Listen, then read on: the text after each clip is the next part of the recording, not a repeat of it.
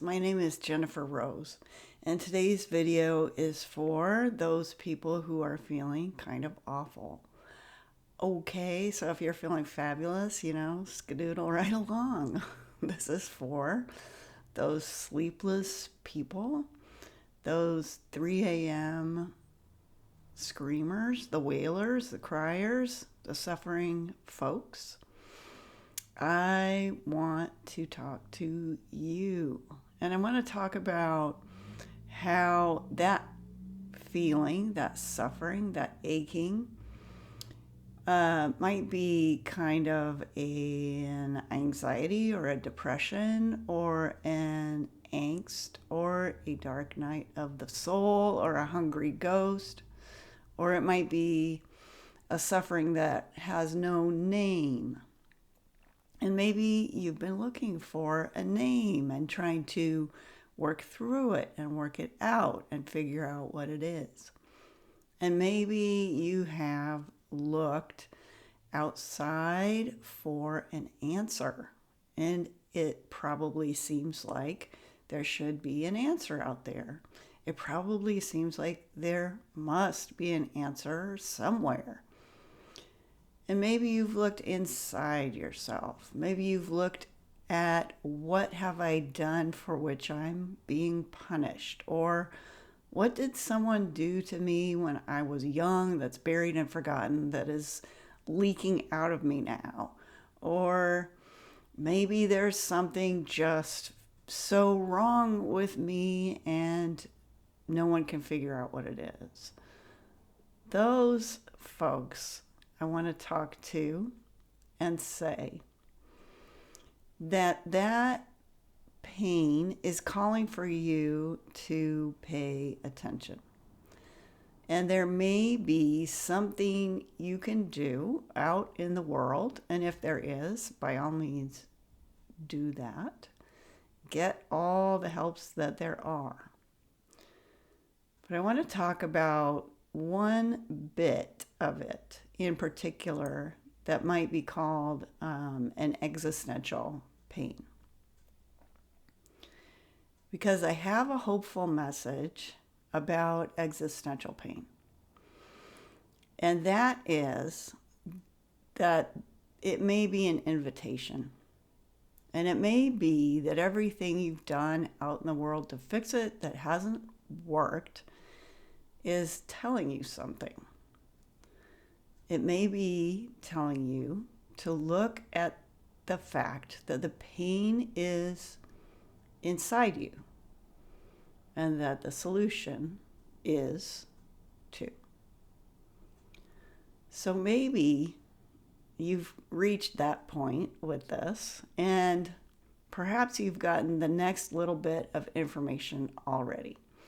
Maybe you've heard that we make our own meaning. So if you're in this kind of pain and you're in that moment where nothing is helping and meaning is crumbling and everything you've gotten from your family, from your church, from your schools, your priests, and everybody else isn't fixing what's hurting. Maybe it's an invitation inward. So this little tidbit, we make our own meaning.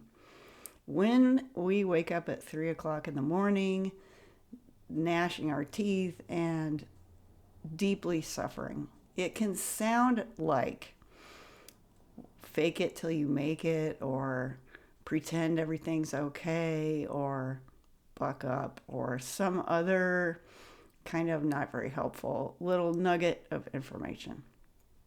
And the tough news is that nobody can do it for you. I can't do it for you. I can't give you an answer. All I can do is amplify the invitation. The pain could be an invitation. I can amplify that.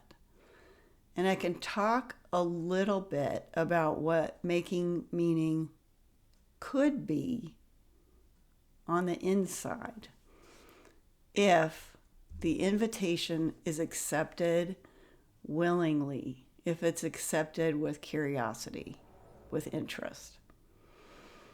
The good news about making meaning, while it sounds like another piece of work, is that freedom follows responsibility. So when we take responsibility for making meaning, something significant happens. I want to look at a few obvious examples about freedom following responsibility. Let's think about when you were a tiny little kid and you couldn't take responsibility for crossing the street. You were limited to your side of the block. You couldn't see any more of the world than that. And when you took responsibility for crossing the street, when you learned that, your world got bigger. That's one example. And then there's the example of money. If we get responsible with money, we start with an allowance, we learn how to make choices with money, then we get to choose what we buy. You can see the pattern, right? We take responsibility, we get a little freedom. So what happens when we take responsibility for making meaning? What is the freedom that follows that responsibility? Making internal meaning is followed by the freedom of determining the world that we live in. And that sounds kind of abstract. So I want to ground that in an example from Viktor Frankl. Viktor Frankl wrote the book Man's Search for Meaning. And an experience that he had was the seed that became the book. Here's the experience. He was marching with Nazis beating him and the other people with him toward a work site from a concentration camp. And people were moaning and falling, and some of them dying on that march. And there was just a moment when he realized in his suffering that he could remember his wife. He didn't know where she was. He didn't know if she was alive. But he realized that he could call her to mind. And that simple act was the seed that became his life. So when he took responsibility for how he was thinking, he had the freedom of living in the world of his choosing, not the suffering that other people wanted him to experience. So, what does this look like for us? At the Positive Identity Project, we give you a simple tool that can help you start to make embodied meaning. And you can try it right now, and I hope you will. So here's the question I'd like you to practice with. Just ask yourself, in the past week, what was a moment when I was feeling a bit better? And it doesn't have to be big jump for joy better. It can be just okay better. I want you to ask yourself what was happening during that moment. And I want you to ask yourself, how were you feeling? And then I'd like you to sit with those feelings for a moment, maybe a minute. And if your mind's wandering away, I want you to just bring it back for a little bit. Okay, so turn off the video and try that and just sit with the feelings. Welcome back. That is the beginning of making your own meaning. That is the beginning of knowing what matters to you, what feels good to you. And if you want to engage in more of that kind of embodied meaning making, please subscribe to this channel.